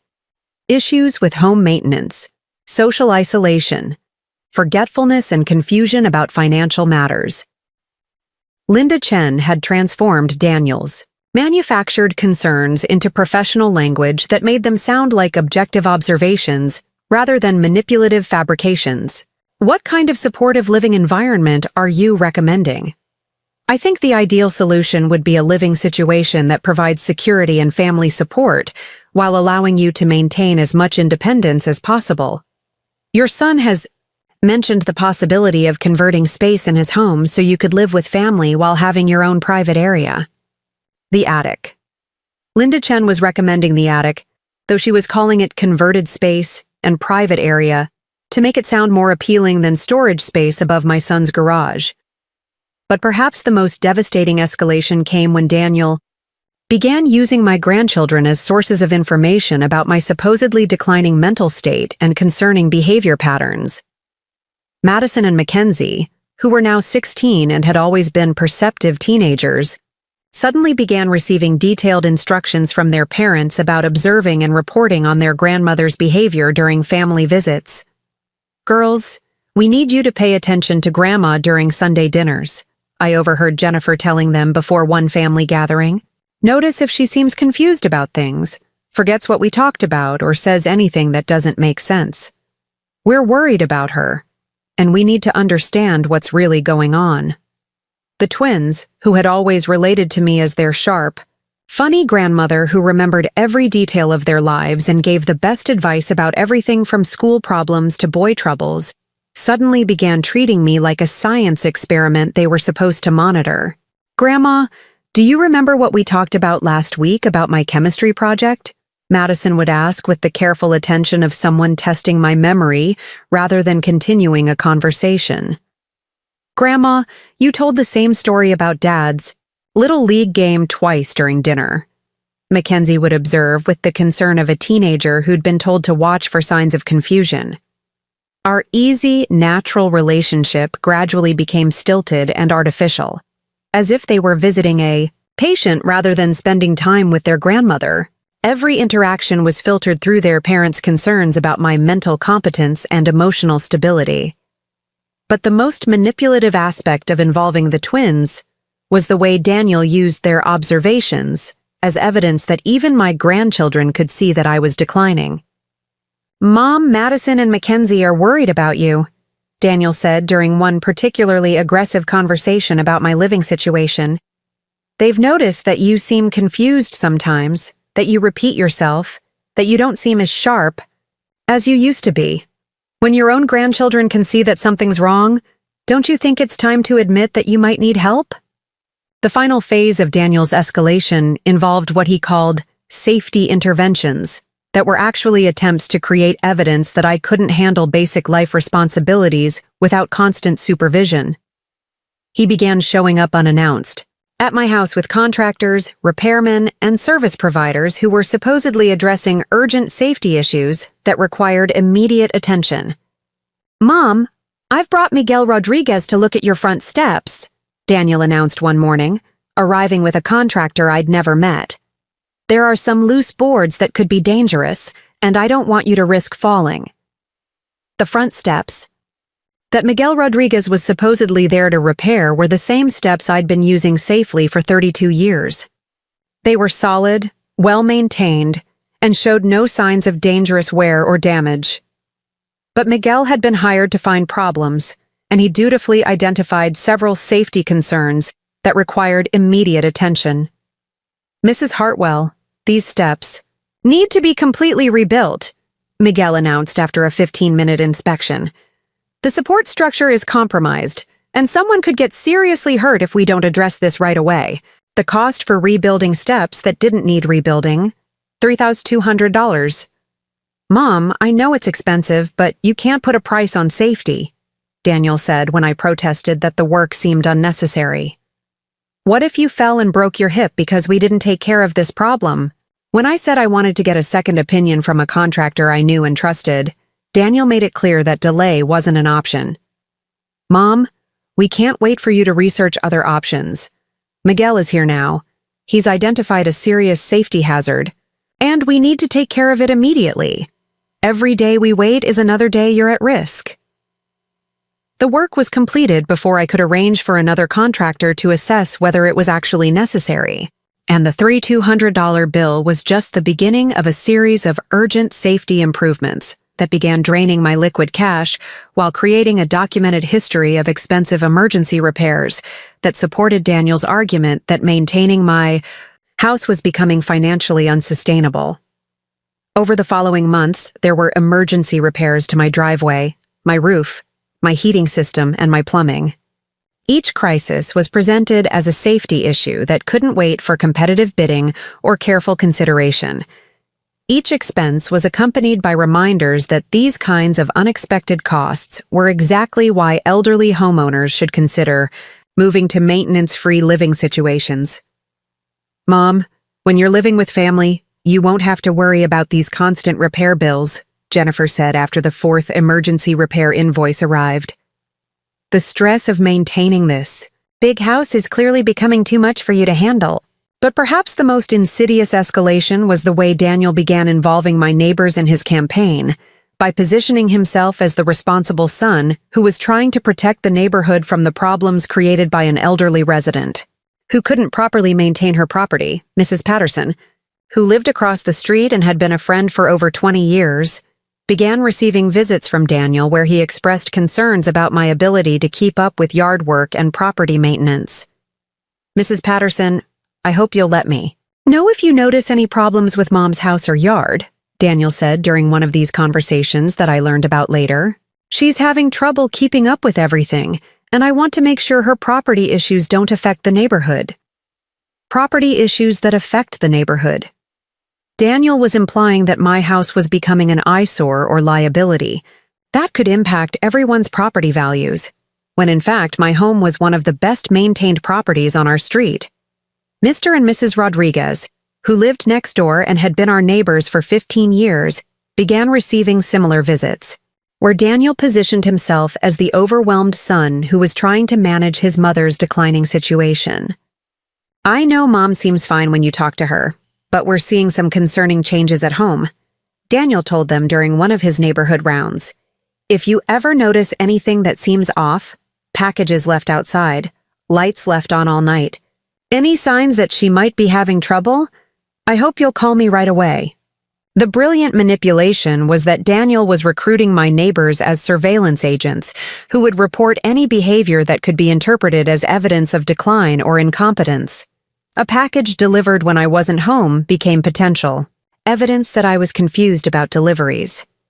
Leaving lights on for security became possible proof that I was forgetting to turn them off. By the time Daniel staged his final intervention, the Sunday dinner where he presented his attic proposal, and made it clear that my independence was no longer negotiable, he had successfully created an comprehensive ecosystem of professional validation, family consensus, legal documentation, and neighborhood surveillance that made his decisions about my living situation seem not only reasonable, but inevitable. On paper, his case was overwhelming. Multiple professionals had raised concerns about my cognitive function and safety. Legal experts had recommended protective documents. Social workers had identified risks in my current living situation. Healthcare providers had noted potential problems. Even my own grandchildren had observed concerning changes. Emergency repairs had demonstrated that maintaining my house was becoming financially unsustainable. Neighbors were being asked to monitor my behavior for signs of trouble. The reality that a competent, financially successful, emotionally stable woman was being systematically destroyed by a son who needed to control her in order to feel important was buried under an avalanche of official documentation and professional opinions that made my protests sound like exactly what they'd been designed to sound like. The confused objections of someone who lacked insight into her own decline. But Daniel had made one crucial mistake in his escalation campaign. He had been so focused on building external validation for his concerns that he had never bothered to investigate whether those concerns were based on actual evidence or manufactured crisis. He thought he had documented my incompetence. In reality, he had documented his own systematic manipulation of professionals who were willing to pathologize normal aging and family members who were eager to defer to his authority. He thought he had proven that I needed intervention. In reality, he had proven that he was willing to spend thousands of dollars and involve dozens of people in an elaborate campaign to justify controlling his mother's life. He thought he had created an airtight case for why the attic solution was necessary and appropriate. In reality, he had created a perfect record of how far he was willing to go to avoid accepting that his mother was more capable, more successful, and more independent than he would ever be. The house sale that would happen in the next few days wasn't just about proving him wrong. It was about demonstrating that every professional he'd consulted, every document he'd created, and every concern he'd manufactured had been based on nothing more than his own need to diminish a woman whose success threatened his sense of himself as the family's competent adult. The escalation tactics that were supposed to prove my incompetence were about to become evidence of his systematic campaign to undermine. A woman who was far more capable than he'd ever given her credit for. And the attic proposal that was supposed to be my acceptance of defeat was about to become the catalyst for the most spectacular demonstration of competence and independence of my entire life. The morning after the house sale closed, I woke up in my soon-to-be former bedroom for the last time and felt something I hadn't experienced since Robert's death. Pure, unadulterated excitement about controlling my own destiny. The $2.3 million deposit had hit my account at 9 a.m. By 9:15 a.m., I was making the phone calls that would transform Eleanor Hartwell from the confused elderly woman who needed attic housing into the woman whose success would force everyone who'd underestimated her to question every assumption they'd ever made about aging, competence, and family dynamics. My first call was to Rebecca Martinez, the real estate agent who'd managed the Newton House sale with the efficiency of someone who understood she was working with a serious player, not a confused, elderly seller who needed handholding. Rebecca, it's Eleanor. The Newton sale went through perfectly. Now I want to talk about the next phase of my strategy. Eleanor, congratulations. What did you have in mind? I want to purchase 2 more investment properties in the next 6 months. I have $1.8 million in liquid capital from the house sale, plus the Martha's Vineyard property is already secured. I'm thinking 1 multifamily property in Somerville and 1 single-family renovation project in Cambridge. Eleanor, you just made my entire year. Let me pull together some options that fit your investment criteria. The second call was to James Chen at Hartwell & Associates, my financial advisor who'd been quietly building my wealth while Daniel worried about my ability to balance a checkbook. James, it's Eleanor. The house sale closed this morning. I want to move forward with the aggressive investment strategy we discussed. And James, I want you to prepare a comprehensive financial summary that documents everything I've accomplished since Robert's death. I have a feeling I'm going to need it soon. Absolutely, Eleanor. Should I include the real estate portfolio, the business, income, the investment returns, and the Martha's Vineyard purchase? Include everything. Net worth, monthly income, year-over-year growth, property values, investment performance. I want a document that shows exactly what Eleanor Hartwell has been building while certain people thought she was declining. The third call was to Martha Stewart's assistant. Yes, that Martha Stewart. 3 months earlier, I'd been featured in a small article in Boston Magazine about hidden real estate gems in Cambridge. The piece had mentioned my Victorian duplex renovation and included quotes from my tenants about the quality of the finished apartments. Apparently, someone on Martha's team had seen the article and reached out about featuring my property work on her lifestyle show. At the time, I'd politely declined because I wasn't ready for that level of public attention while Daniel was actively trying to undermine my credibility. But now I was ready to show the world exactly what Eleanor Hartwell was capable of. This is Eleanor Hartwell. I'm calling about the property renovation feature that Martha's team inquired about earlier this year. Is that opportunity still available? Within 2 hours, I had a preliminary filming schedule for a segment about innovative small space living and property investment strategies for active seniors. The show would feature my Cambridge duplex, discuss my investment philosophy, and position me as an expert on post-retirement wealth building through real estate. The irony was exquisite. While Daniel was consulting geriatric psychiatrists about my supposed cognitive decline, Martha Stewart's producers were interested in my expertise about complex investment strategies. But the fourth call was the one that would change everything. Daniel thought he knew about his mother's financial situation and professional reputation. This is Eleanor Hartwell calling for David Chen at the Boston Globe real estate section. David Chen was a business journalist who'd been following the Boston real estate market for 15 years. I'd met him at several investment seminars, and he'd occasionally quoted me in articles about market trends and renovation strategies. More importantly, he understood that Eleanor Hartwell was a legitimate real estate professional, not a confused elderly woman playing with property. David, I have a story for you that's going to be unlike anything you've covered before. Eleanor, what do you have in mind? I want to document what happens when adult children systematically underestimate their elderly parents' capabilities and financial resources. I've just sold my family home for $2.3 million while my son was trying to convince me to live in his attic because he thought the house might be worth $900,000 if we were lucky. That's quite a gap. What's the broader story here? The broader story is about ageism within families, the way competent elderly women get dismissed and controlled by children who can't see past their own assumptions about aging. But more importantly, it's about what happens when those elderly women have been quietly building wealth and expertise while their families thought they were declining. How wealthy are we talking about? $8.3 million net worth, $2,300 monthly passive income from rental properties, and a track record of real estate investments that have outperformed the market by double digits over the past 3 years. The silence on the other end of the phone lasted nearly 30 seconds. Eleanor, this is a front-page story. When can we start? The Globe interview was scheduled for the following week, with a photographer who would document my properties and business operations. But more importantly, David Chen understood that this story had implications far beyond one family's dynamics. Eleanor, this touches on some of the biggest social issues we're facing.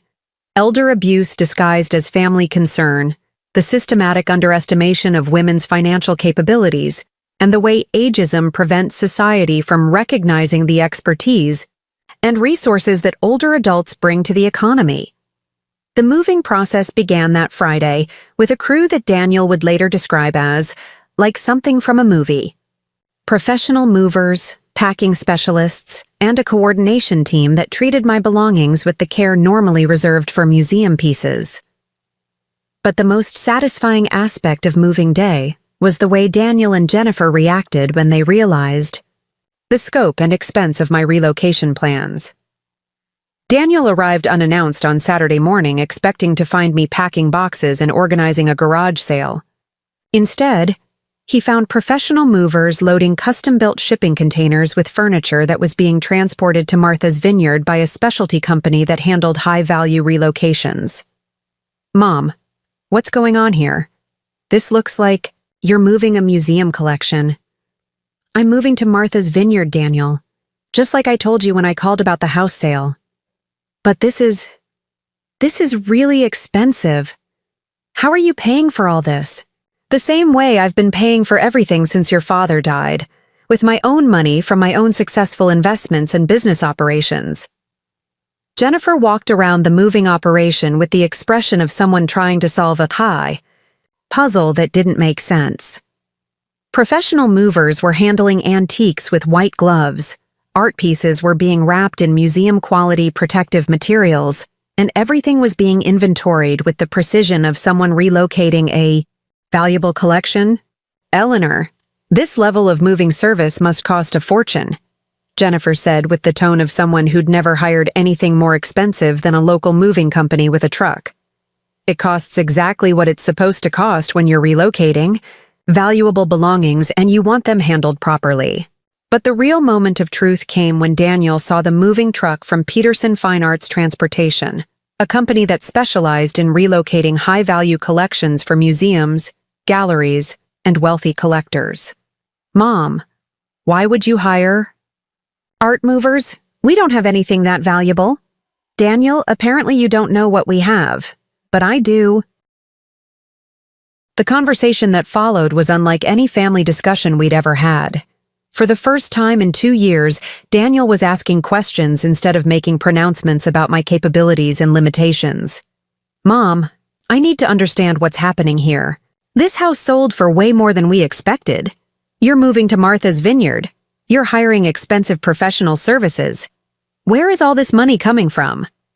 It's coming from the real estate business I've been building for the past 3 years. The investment portfolio I've been managing since your father's death. And the wealth your father and I accumulated over 43 years of marriage. What real estate business? What investment portfolio? You never mentioned any business or investments. I never mentioned them because you never asked about my actual activities. You were too busy consulting psychiatrists about my supposed cognitive decline to notice that I was building a property empire. A property empire? Mom, what are you talking about? That's when I decided to show him exactly what his mother had been accomplishing while he was worrying about her competence. I pulled out the financial summary that James Chen had prepared, a comprehensive document that detailed every aspect of my wealth building since Robert's death, including property acquisitions, renovation projects, rental income, investment returns, and net worth calculations. Daniel, this is what your mother has been doing while you thought she needed attic housing. The summary was devastating in its thoroughness. Property portfolio, Somerville 3-family, purchased $485K, renovated $65K, current value $850K, monthly net income $4,300, Cambridge duplex, purchased $890K, renovated $180K, current value 1.6 meters, monthly net income $6,800, Porter Square 4 unit, purchased 1.2 manors, renovated $240K, current value 1.9 manors, monthly net income $19,200, Martha's Vineyard waterfront, purchased 1.8 Mueller's cash financial performance, total real estate portfolio value, $515 million monthly passive income, $2,300 annual gross income, $287,000 3-year return on investment, 34% average annual growth liquid assets, $1.2 million plus $2.3 million from Newton House sale net. Worth $835 million. Daniel stared at the document for nearly 5 minutes without speaking. When he finally looked up, his face was pale, and his voice was barely above a whisper. Mom, this says you're worth over $8 million. That's correct.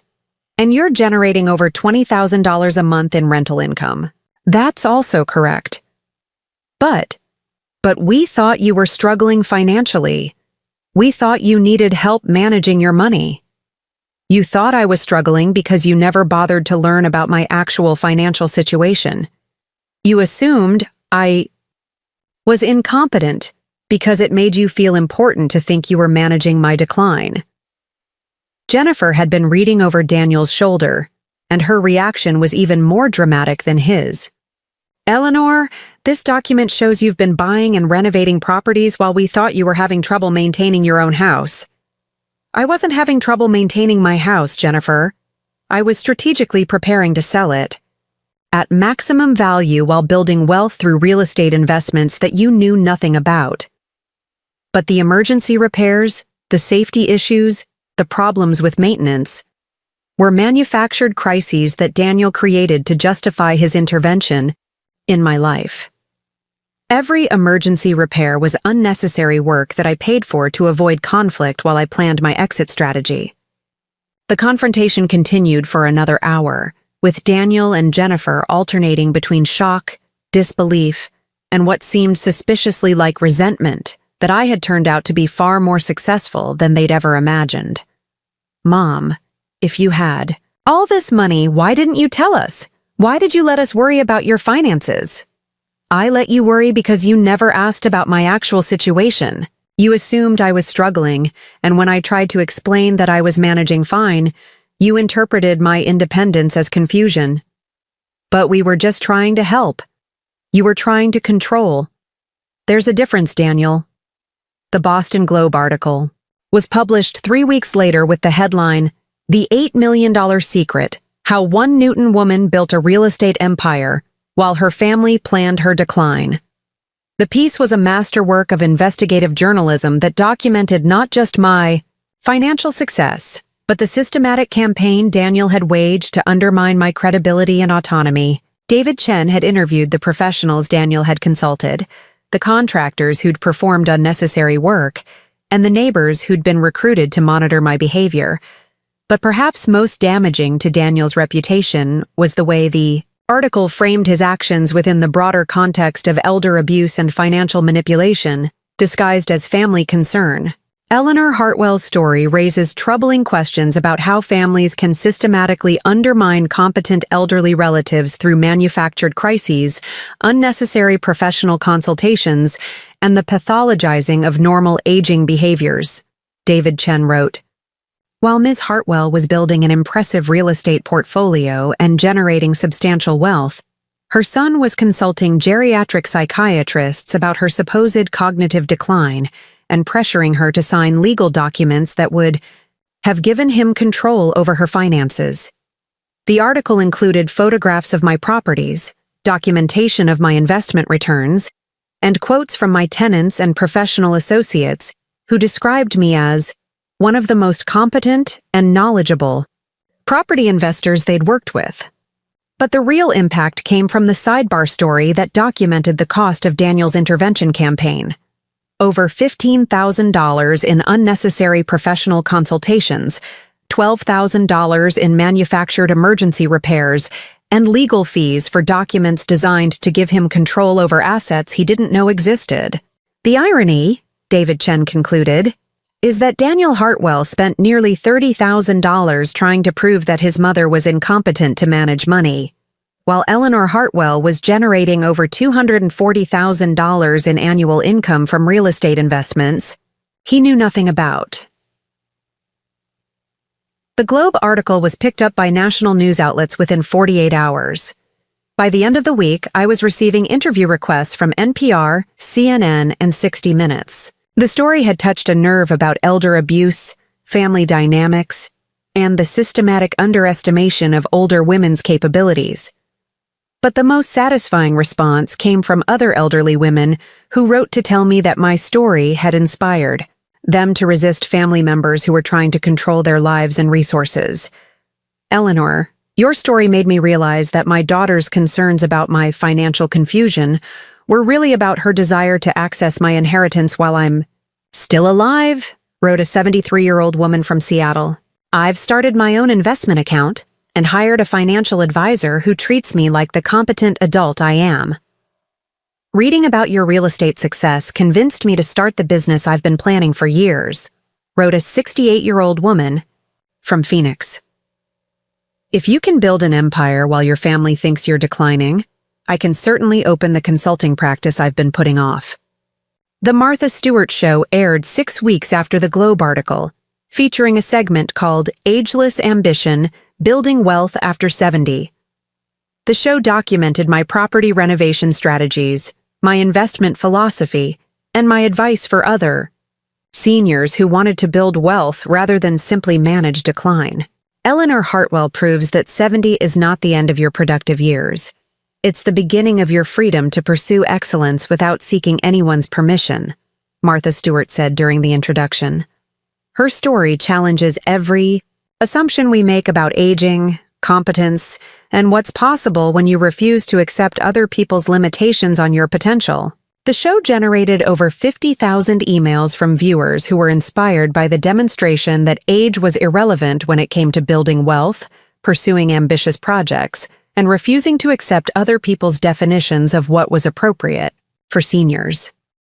But perhaps the most gratifying recognition came 6 months later, when I was invited to speak at the Harvard Business School about entrepreneurship and wealth building in later life. The same institution where Daniel had struggled to complete his MBA was now featuring his mother as an expert on business strategy and financial management. The lecture hall was packed with students, faculty, and business professionals who wanted to understand how someone could build substantial wealth starting at age 68, while simultaneously dealing with family members who were convinced she was incompetent. "The most important lesson from my experience," I told the Harvard audience, "is that competence, creativity, and ambition don't diminish with age. They actually improve when you're no longer worried about other people's approval and can focus entirely on your own vision of what's possible." The questions from the audience were sophisticated and challenging, covering everything from market analysis to contractor management to the psychology of family dynamics. But the question that generated the most interest came from a third-year MBA student who asked about the broader implications of my story. "Ms. Hartwell, Your experience suggests that there might be substantial untapped economic potential in older adults who are being systematically underestimated by their families and society. Do you think there are other people like you who are being prevented from contributing to the economy because of ageist assumptions? I think there are thousands of people like me, I replied. Competent, capable, financially sophisticated older adults who are being told they need supervision rather than being recognized as resources who could contribute to economic growth, innovation, and wealth creation. The Harvard lecture was recorded and posted online, generating over 200,000 views in the first month. More importantly, it established me as a thought leader on issues related to aging, entrepreneurship, and the economic potential of older adults. But the most personally satisfying vindication came exactly 1 year after Daniel's attic proposal, when Madison and Mackenzie asked if they could spend the summer with me at Martha's Vineyard. "Grandma, we want to learn about real estate investing," Madison said during the call. "Mom and Dad told us you've been really successful with property, investments, and we want to understand how you built your business." "We've been reading about your story online," Mackenzie added. "We think it's really cool that you proved everyone wrong about what grandmothers are supposed to be capable of."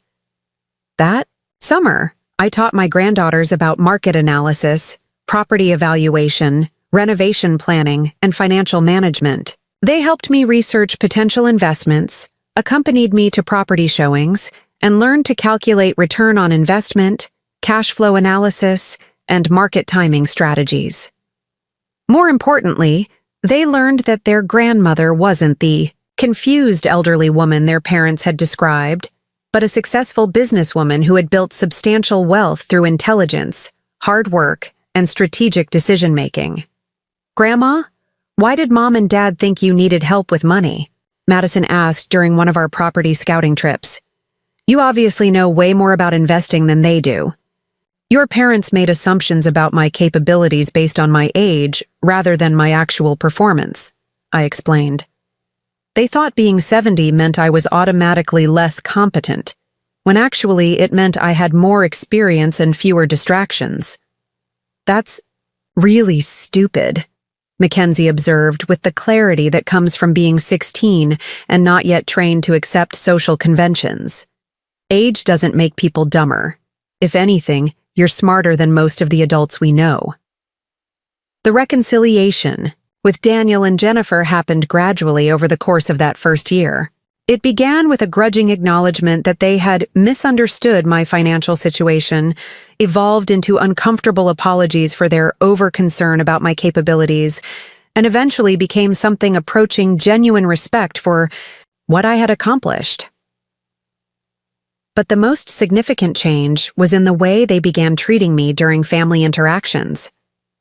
Instead of speaking to me like a confused elderly relative who needed protection from complex decisions, they started asking for my advice about their own financial planning, investment strategies, and business opportunities. "Mom, Jennifer and I are thinking about refinancing our house," Daniel said during one Sunday dinner conversation.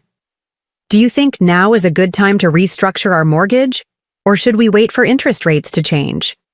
"Mom, my friend Sarah, is thinking about buying a rental property as an investment," Jennifer added. "Do you have any advice about what she should look for and what she should avoid?" The questions weren't patronizing gestures designed to make me feel included. They were genuine requests for expertise from someone they finally recognized as more knowledgeable about financial matters than they were.